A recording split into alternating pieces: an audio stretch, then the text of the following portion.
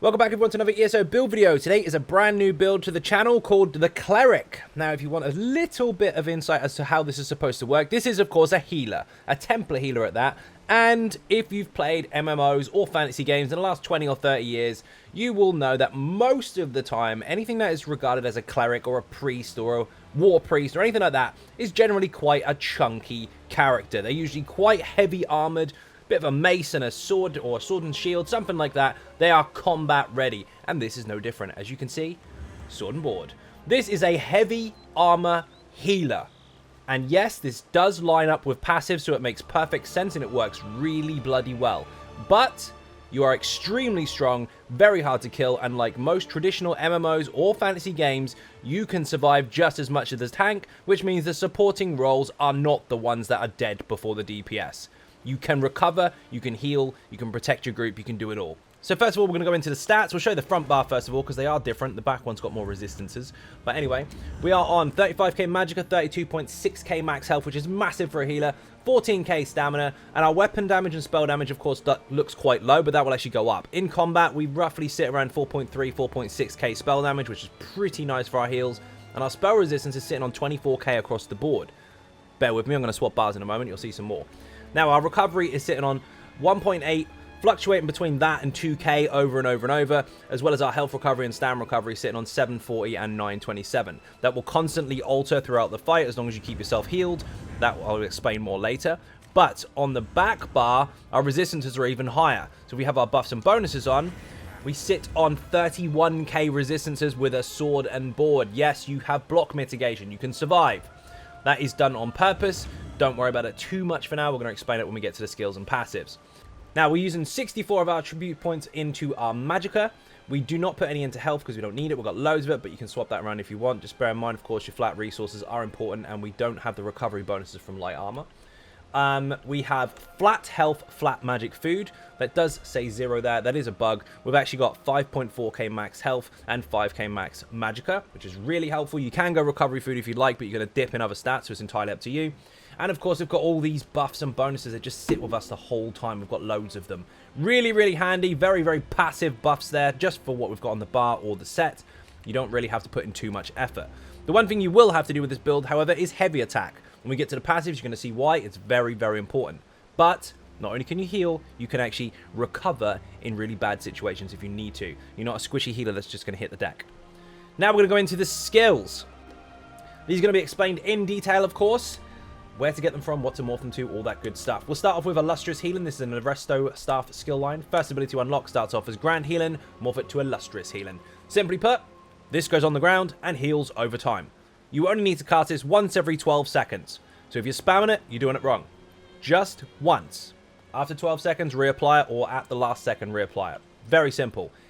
Allies inside of this will get healed every second. The higher your healing done, obviously the stronger this will be, higher spell damage and all that good stuff, so you do have to make sure you've got major sorcery. You can get it from a Dragon Knight in the group or the potions that we're using. Incidentally, if you do have it by a Dragon Knight, you can use tripods, which is great.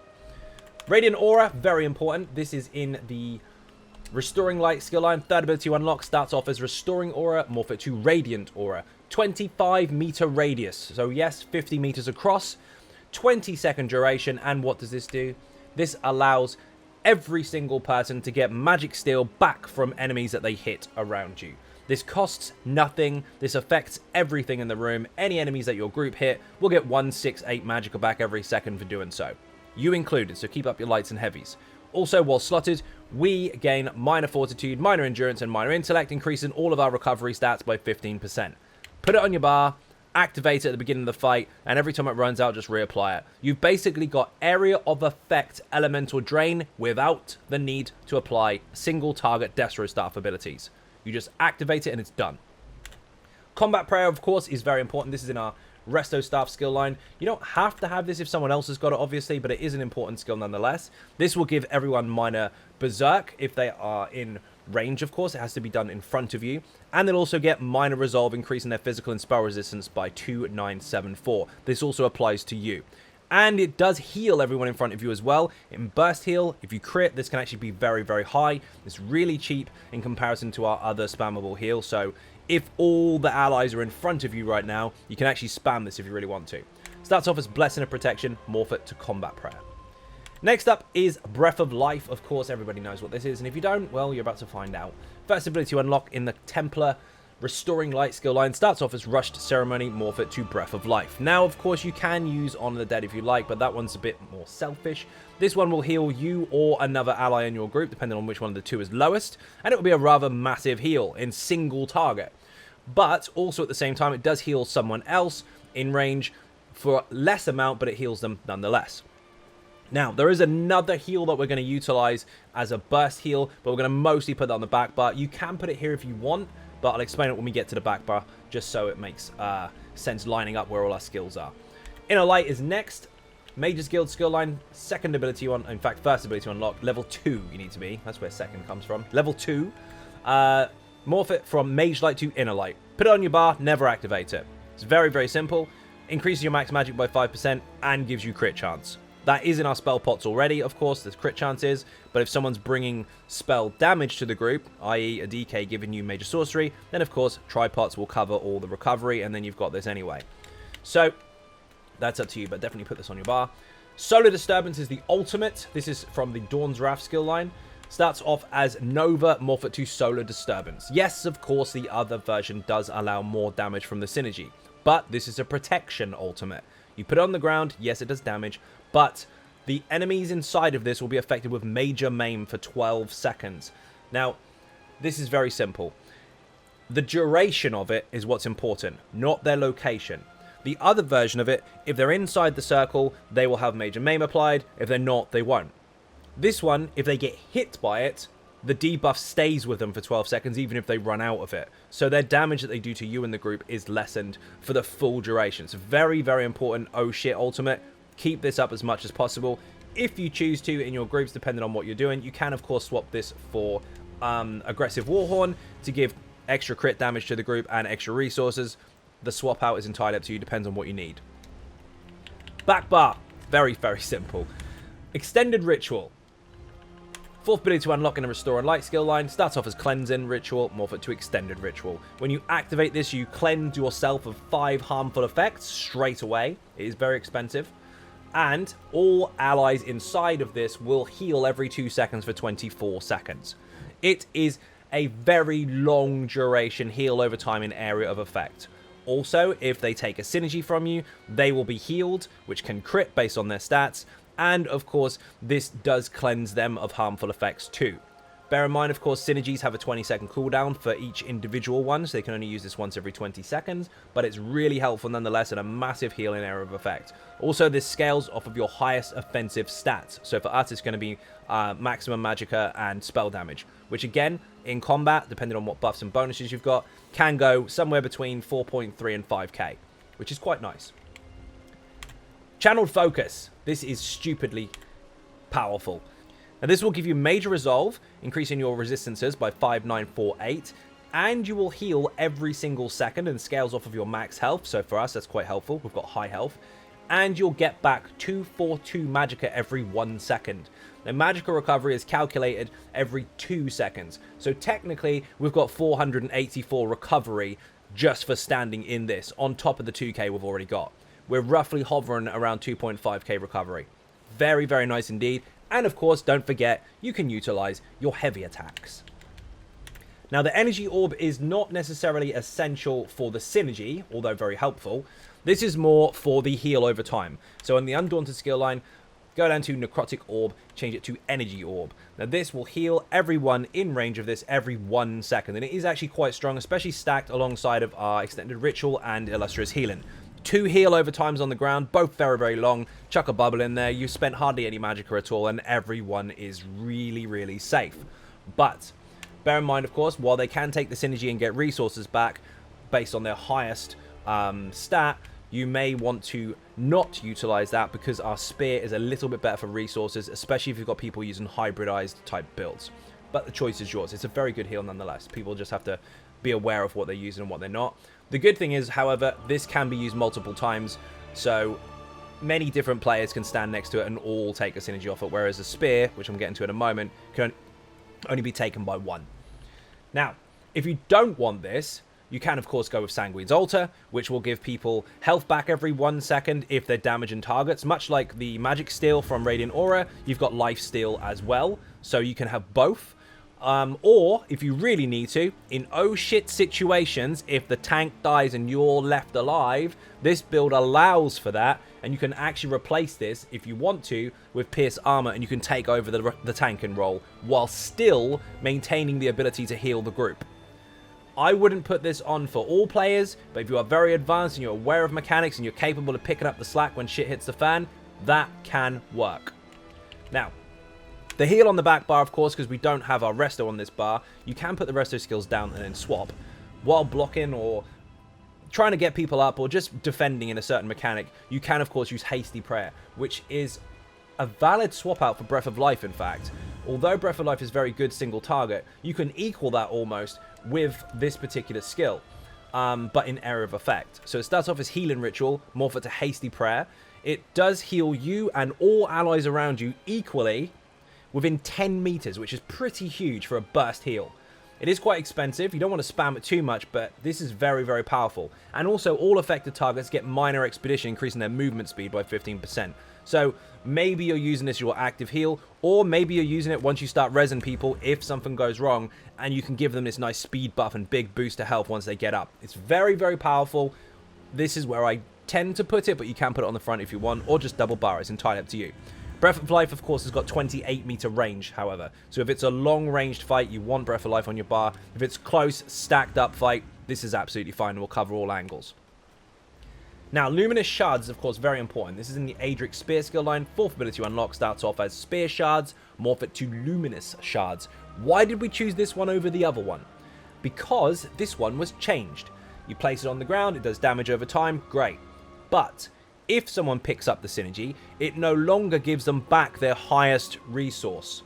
It gives them both Magicka and Stamina.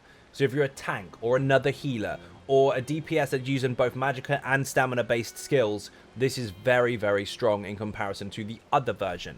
But because it's a resource gain synergy, it is the same as Energy Orb. So if you take Energy Orb, you're now locked out for 20 seconds on this one. This one you want to really keep on the tank as much as you can. This one keep in the group. You don't have to have them both on if you don't want to, but if you can utilize it, awesome. Now the ulti on the back bar. Sword and Board, skill line. Starts off a shield wall, morph it to spell wall. This is your oh shit, I need to help get the group back up button. Yes, of course you're healing. Yes, of course you're protecting the group. But things do go wrong. People stand in stupid. People run away. People get killed. Stuff happens. How do you recover as a healer? Usually you're ultra squishy and whatever's after you next is going to kill you. We are not going to die. We can take a punch. We can protect ourselves and the group. And if you do need to resurrect people or just have an oh shit moment where you need to survive and you've got no resources left to block, pop this. You will block for free. It's very cheap, you'll block for free, and you will reflect all projectiles that aim at you. So what you can do is you can use it as a defensive skill for yourself, or you can literally put this on while you're trying to resurrect people, and you can get them up very, very fast. We're now going to get to passives, and these are all going to start lining up, but we can actually pick people up in like around 3 seconds. So during this uptime, we can actually res 2 people off the ground. It's really, really nice. We reflect stuff, we block. We can also put on our resistance buff while we're doing it to keep us alive. You can actually recover the group very, very quickly without any real effort at all. And of course, if you do need to grab the boss because the tank's dead, you can taunt the boss, put your block on, and get the tank up. Most healers can't resurrect a tank because if the boss is going to punch them, they're dead. You're not dead. You're very, very tough. Passives. So this will increase your critical damage and increase your damage done to blocking targets if you have an Adric Spear ability on your bar. We do on the back bar. We don't on the front. It's really not that important. You don't have to get this if you don't want to. You gain minor protection for 6 seconds, reducing damage taken by 5% when you activate an Adric Spear ability. So, yes, of course, if we throw a spear, we'll get this bonus, so we're tankier again. When you deal damage with an Adric Spear ability 4 times in rapid succession, you deal extra damage. Obviously, that can apply to the spear. It's a minor bonus. We don't really need it for the damage, but if you want the spare bonus damage there, which is very, very minimal, then, of course, if you've got the extra points, go for it. And this increases your weapon damage, which is not important, spell damage, which is, because it does promote our heals, and increases our physical and spell resistance. So this is an all-round bonus to our heals and our survival. Get those. This is not that important because we're only using one ability here. We're using Solar Disturbance, which is from this skill line. The rest we're not really. You can swap out if you really need to, but we're not. This increases the duration of that particular ultimate and other skills from this skill line. Great, get that. When you cast the ability, you can generate ultimate. That applies to the skills. We're not using any, so that's hit and miss. I mean, you can fire it if you're using the ulti, but you're using your ulti anyway, so what's the point? And Cast of Dawn's Wrath ability will grant minus sorcery to the group, so if you do use an ability from this skill line, or the ultimate, of course, that will apply, increasing spell damage for them and you. But if you've got other Templars, of course, it's already covered. And this reduces the cost of all abilities for stamina, magicka, and health, and ultimate. So above all, while these ones are a little bit skew-if, because we're not really using too many skills from the skill line, you do want the top one, and you do want the bottom one. Restore and Light, you want all of these. Increases the healing effects from your Restore and Light abilities by up to 12% in proportion of the severity of the target's wounds. So the lower their health, the stronger your heal. While standing in your Rune Focus, which we are using, Cleansing Ritual, which you're also using, and up to 4 seconds after leaving it, if you have to move, you'll get Minor Mending, increasing all healing done by 8%. Stand in your Rune, or stand in your Extended Ritual, and you will get this bonus. Also increases the amount of damage you can block. Yes, we've got a sword and board. Yes, we've got block passives. And as a Templar, we've got even more, regardless of which weapon we're on. When you heal on the ally under 50% health, with a Restore and Light ability, you grant them ultimate. Yes, that applies to you as well. While you are channeling your resistance, your healing ulti, which we are not using, you can, of course, increase your resistances, which is insane. You basically just go to cap straight away. We're already not far off that. We're not using this ulti, so ignore that completely. But you are going to want this, obviously, for the healing bonus for the ultimate. And this increases your resurrection speed by 20%. Resurrected allies come back with 100% more health. And you have a chance to fill a soul gem, so it might cost you no soul gem at all to res someone, because you use one and then get it back. We also have a passive later that further increases this speed. We can res very, very fast, drop a block ulti, grab the boss, resurrect the people if they need it. It can happen. If any healers out there say, my group never dies, you're a liar. Next is Sword and Board. We are only using this on the back bar, but the passives are very important. This is our defensive survival bar. Reduces the stamina cost of your one-handed shield abilities. That is not incredibly important, but the block cost reduction is. And of course, if you are using this, it gets the cost down.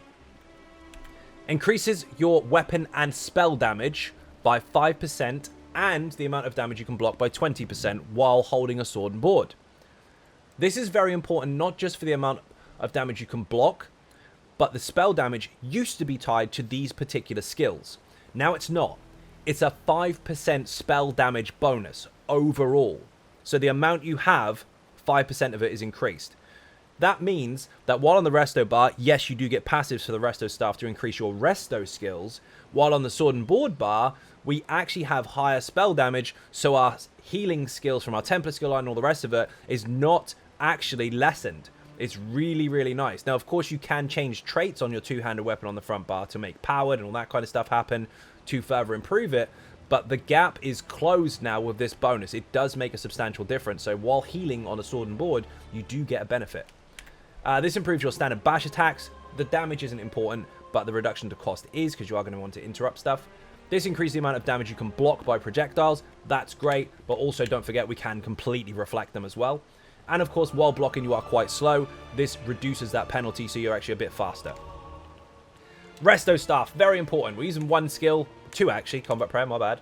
But these are important passives, pay attention to them. You gain major mending for 4 seconds after completing a fully charged heavy attack with a resto staff. That means your heals are stronger. Heavy attack, heal. Heavy attack, heal. Keep up that kind of habit, and you will always have very high potency heals, and you will always maintain your resources. Meaning the light armor missing from this build is not a negative effect, because we are still covering our resource gain, rather than just relying on passive recovery. Passive recovery will only get you so far. Heavy attacks will go all the way. Also, when you do fire off a fully charged heavy attack, within 15 meters of you, or the target even, you will actually heal yourself or somebody else with the damage done. So 62% of that heavy attack will be transferred into a heal for whoever needs it, as long as they're within range. This increases your healing by 15% on allies that are under 30% health, only while holding a resto staff. So not on the front bar, or sorry, back bar, but it does on the front. However, remember, we've got spell damage in the sword and board skill line, so it does boost our heals nonetheless. All the time, not just when they're low health. Your fully charged heavy attacks restore 30% more magicka. What did we just learn here? We lack the recovery bonuses from light armor, but we do get bigger heals after the heavy attack for 4 seconds, and at the same time as improving our heals, we get 30% more resources back than any other weapon in the game.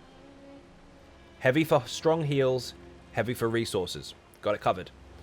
Restores 600 magicka whenever you block an attack. This effect can occur once every 0.25 seconds, so 4 times a second, and this only works while you're holding a resto staff. So here's a little bit of a tip here, bit cheeky.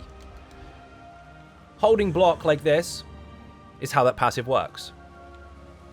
But you can't heavy attack during that, and you can block cast some stuff, but if it's channeled, you can't do anything. So, what about if we do this? Let's build our ulti up. We're low on resources. We're in trouble. Nova for the group, obviously. That's the wrong one. Back bar. Trying to show off a special and press the wrong one. Good job. This here. Now we're on the resto staff and we are blocking. You can cast stuff.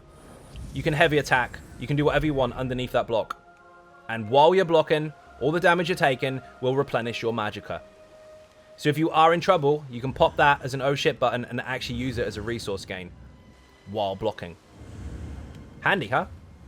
So, also, increases your healing with the resto staff spells by 5% while holding a resto staff. Again, if you're using combat prayer or illustrious healing, while on this bar, it's stronger. On the other bar, it's not, but you've still got the strength-based abilities pushed from your spell damage.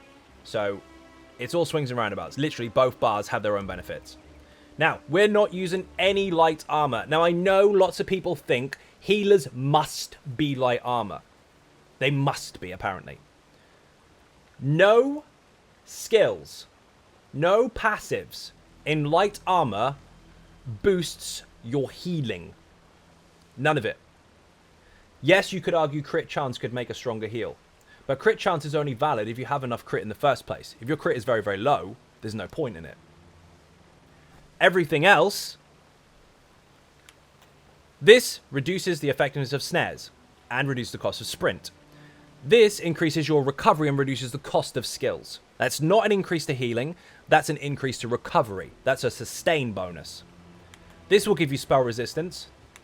This will give you crit chance, a very low amount, and this will give you penetration. Penetration doesn't increase your heals. Crits only increases your heal if you crit, so that's useless, unless you do, which we won't very often because it's quite low.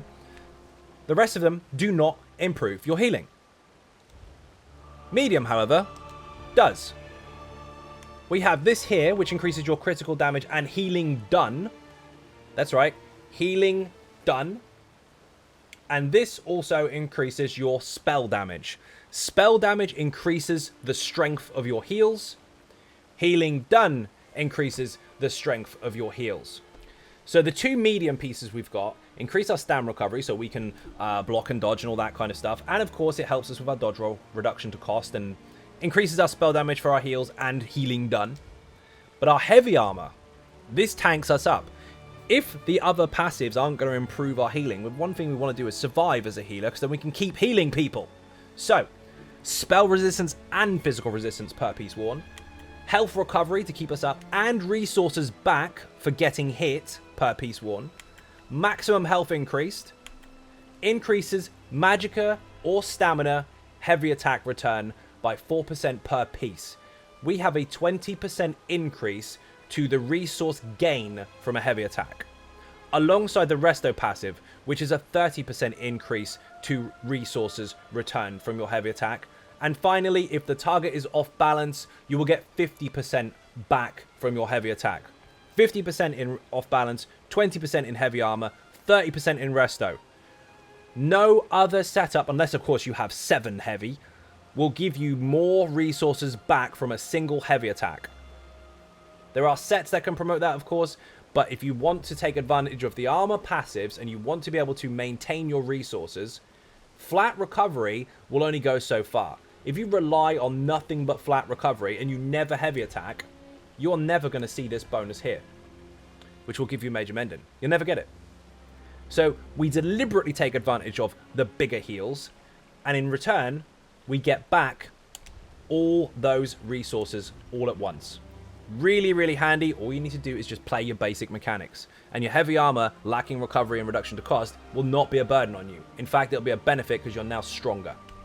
Now, this also increases your heal and receive per piece worn. Great, we get bigger heals for ourselves. We don't need any of these. Mage's Guild, of course, passives aren't really that necessary apart from this one.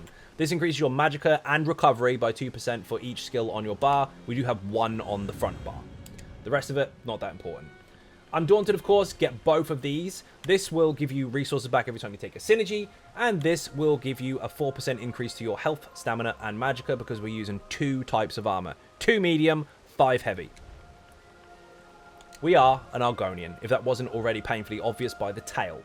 This will increase your healing done by 6%, so our flat heals are stronger. This will increase your health by 1k and your disease and poison resistance. So really nasty poison mechanics, you take less damage. And this will increase your max magicka and stamina by 1k as well. But to add to your resource recovery, any potion that you take will give you 3,125 health, magic, and stamina back. Heavy attack, while keeping up your potions, you'll keep your major mending, you'll get massive resources back, and you can spam your heals for days while actively keeping up your ground-based AoE heals and resistances. Very, very simple to apply. Heal on the ground, keep your resist up, spam the big stuff. Don't forget your heavies. Alchemy is of course, very, very important. This is the most important passive, especially for this build as well. 30% longer potions. If you're using spell pots for the major sorcery, great, that means you've got stronger spells. If you're not, and you've got that covered already by DK in your group, then of course you want to go tripods. Either way, you're going to get a magicka bonus, which will give you 30% recovery to it. And if you use the tripods, you'll get 30% recovery to your health and your stamina at the same time, pushing us over 1k health recovery and over 1k stamina recovery. The choice is yours, depends on your group. Now we're going to go into the gear, and this will start making a lot more sense because we are here to protect the group and keep them alive while not being a squishy burden. We don't need to run away from enemies. We can actually just block big hits, just like a tank can. We're fine. So, being a strong, heavy armored cleric, as you would see in other games, we of course wearing heavy armor. But there's a bit of a twist because this doesn't get used very often. We are, of course, we're going to go monster set first. We're using Bogdan the Night Flame's mask and arm cops, so medium helmet and shoulders. Max magicka, and of course if you heal yourself or an ally, they must be less than 100% health by the way, you will summon a totem on the ground which will heal every 1 second. With your buffs and bonuses applied, especially once we've got max stamina and max magic pushed up with either our food or Warhorn or both, then of course this can actually heal with mending, minor mending and major mending, and vitality present anywhere up to about 6k a tick. It's very, very strong area of effect heal. Quite small area of effect, but still strong nonetheless. You can use any helmet and shoulder you want, but this is a very easy one to get. Elden Hollow 2 on Veteran. Get in, get out, done. Everything else can be acquired on normal difficulty. There is 0 perfected gear on this build. If you want to use crafted stuff instead, of course you can. That's going to be very different. You will have completely different effects, but you could get away with some other stuff. However, if you want to use the optimal setup for this, then you're going to have to go into Craglorn Trials on normal and more of Lorcage on normal. Plug those in Craglorn or Gratwood or wherever the public popular areas are. You will do this all day long, no problem. Eventually, hopefully, you'll get what you need. But starts off with Resto Staff of Mending on the front bar and the Sword and Board of Mending on the back bar. This needs to be powered to improve your heals on the front. This needs to be defending and reinforced to give you that extra resistance as well on your defensive bar. Now, the reason we have powered, of course, is to increase the heals, but the strength of this is so close to the extra spell damage from the sword and board that if you really wanted to and you didn't need the defending for resistances, you could actually go powered on the sword here and, believe it or not, get stronger heals on the back bar. Choice is yours, however. But You need a magic glyph on this, a magic return on this just in case, and of course a weapon and spell damage increase on this. If you keep up your heavy attacks, you'll keep your major mending, you'll keep your resources up, and you'll keep up your spell damage, promoting bigger heals too. This has recovery, max magic, and healing done as a flat bonus. And when you use an area of effect heal ability, yes, Breath of Life also counts because it counts as a directional heal, you will apply minor cowardice to the enemies within that area, within 10 meters of you, reducing their weapon and spell damage by 215 for 5 seconds. This can happen once every 3 seconds. So with this being a debuff, this will affect 6 targets, but it's 10 meters from you. So you do need to be quite close range with this particular build if you want to take advantage of that bonus. It's very, very nice, and it basically lessens the damage that the enemy can put out. So the enemies in the fight are weakened. So you're protecting your group with the heals, but you're also protecting them by making them not take as much damage. That is also on the jewelry. We've got arcane on everything with magic recovery on everything. If you are very experienced, you can put more spell damage on these and get some massive heals, but you will have to maintain your heavy attacks a lot. If you are not that experienced, you will still have to maintain your heavy attacks, but not quite as much, and you can take advantage of the recovery. The choice is yours. The other set we're using, believe it or not, the heavy set, is Lunar Bastion. We have Heal and Taken, so the heals for us are stronger. We have Minor Aegis, so we take much less damage. And we have Max Health, increasing, of course, our health pool to make us more tanky. And when you activate a synergy, you create a big circle on the ground, which will actually give your group a damage shield every 2 seconds. And these stack. So if the first one doesn't get taken away, by the time the next one comes in, that stacks on top of it. Each damage shield lasts 4 seconds, but every 2 seconds it can stack and stack and stack.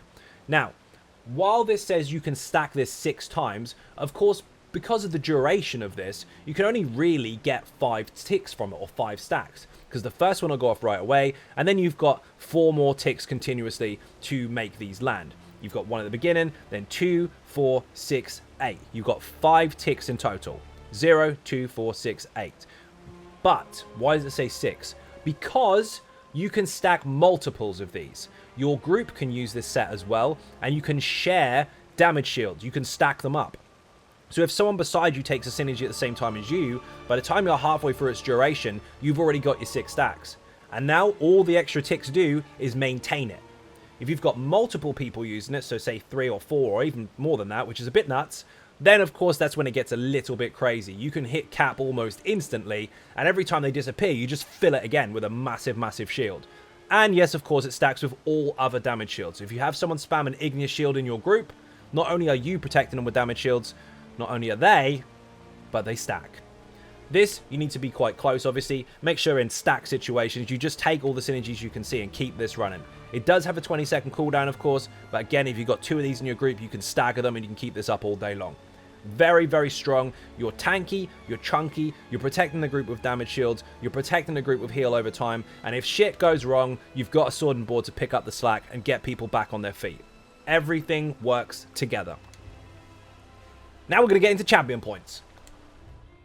So these are quite straightforward. We are chunky, but we haven't got too many resistance bonuses actually for tanky type things, but you can spec into these if you want to. We're pushing our heals more than anything.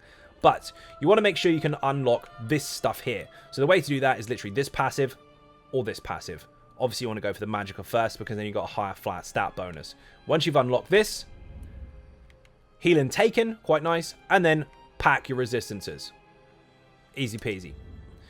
This stuff here, I mean, status effects aren't really that important for us. We're only doing magic damage with our lights and heavy attacks. But, of course, we could get Magic Steal if we're using any magic abilities, which we're not really, but if you did, obviously that can help. We are using a spear, that's one ability. The area of effect chance of that is very, very low, but just bear in mind we've got Radiant Aura, which already gives us that anyway. So you can actually ignore this entire tree and all of this.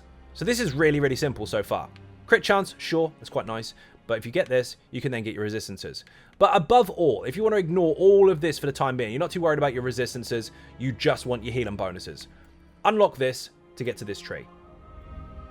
Healing done, pack that out, then get from the brink.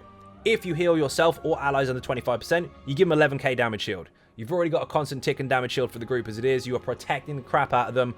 This will also stack with that. Then, as you saw earlier, my recovery was fluctuating. Why was it fluctuating? Because if you overheal yourself or an ally, you grant them or you, because it can work per target once every 12 seconds, 6 seconds worth of 150 extra recovery for all 3 stats. So basically, just standing in my rune, I've got constant recovery bonus proccing every 6 seconds up, 6 seconds down. That applies to the group too for standing in your heals. Then you want increases your healing done with area of effect heals by 2% per stage. That also applies to your hasty prayer, your illustrious healing, your extended ritual, all that kind of stuff. All counts. And of course, increases your healing done with heal over time abilities. We've got heal over time, we've got area of effect heal. These two are your most important ones. So if anything, if you didn't want to waste too much time going into all the passives, and you want to save them till later because it is inevitable, you don't need many points at all. You want to get your 4 slottables, which is this and this. Even if you put 10 points into each, there's 20 points there, another 10 points here, so 30 points in the blue tree, another 10 and 10 there, and also 10 to start here. 60 points in the blue tree will literally start you off with all the basic passives you need for your heals and your slottables. Slottables are what's important, and then just build on them from there. Now, the red stuff is actually quite important. This increases your max health, making you chunky. This increases your armor, making you chunkier. This increases your recovery. And of course, this. Drop that block ulti, get your Templar res passive, and pick people up. I always encourage healers to only be the rezzers in an emergency situation, but we are built for that emergency situation. We can drop a block ulti, keep our heal over time up on the ground, and pick people up rapidly. Just because you're the healer doesn't mean you're the first to res, but if shit hits the fan, we can. This stacks with the Templar passive, we can res in about 3 seconds flat. Just bear in mind, if you are going to take advantage of this bonus, and you are going to utilize your fast reses, you must put heals down on the ground first. If you're resing and not healing, people are going to die. Play your role effectively.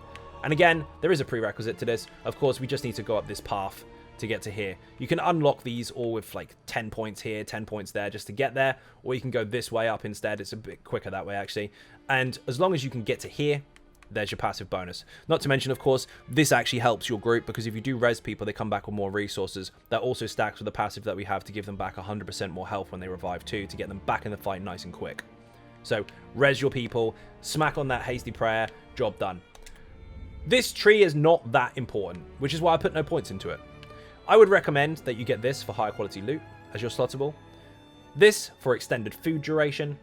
This for a chance to not even use a potion when you activate one. And of course this one, which doesn't require any prerequisites whatsoever. So 50 points in this tree, done. Because it makes you run faster between fights. If you're not in combat, you're quick. The rest of them are quality of life. Of course you could take advantage of this to make sure you don't use your enchants as much. So you don't have to keep using as many soul gems. But none of these really dramatically affect combat. So this is all your choice. I will put on the website what I recommend. But it's not the end of the world if you do something different. This one, of course, once you've got all your passives, you're good. If not, lead through this tree here, unlock your 4 slottables, away you go. Keep it simple. You don't need 3,600 champion points. So remember, you must keep up your heavy attacks, you must keep up your ground heals. In the dangerous situations, obviously you've got your sword and board, and your block ulti if you need it. If you want to protect your group with novas and stuff, you've got that too. Everything is covered. You've got spears. You've got bubbles.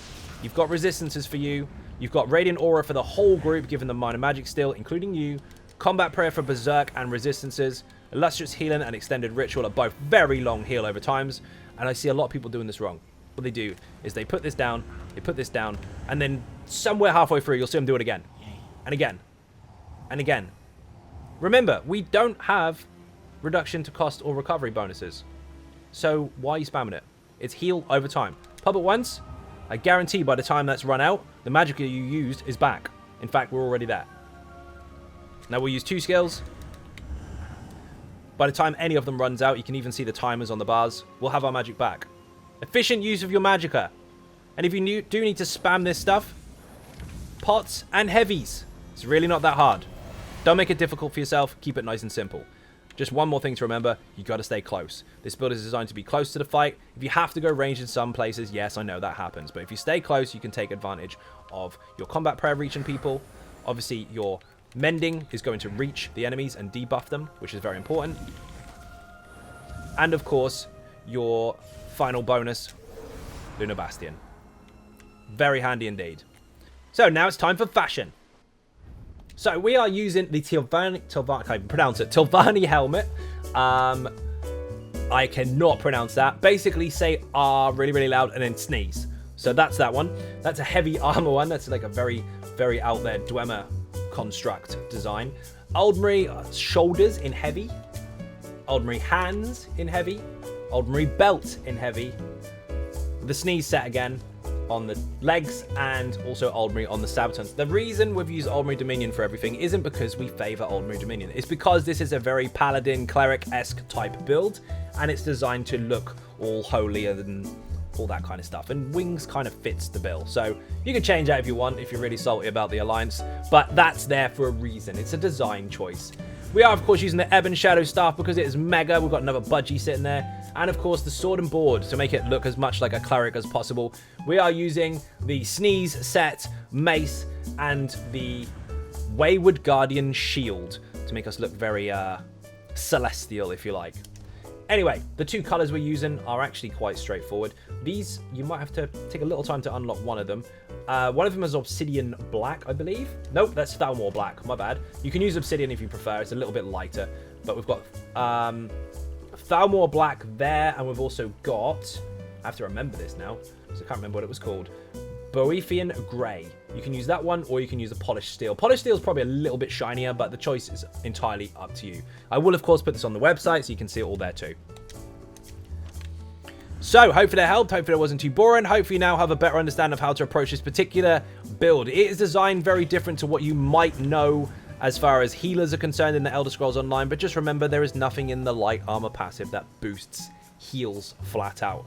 Medium does, and heavy obviously gives you a crap ton of resources back, so you can sustain those heals for longer and benefit from your major mending at the same time.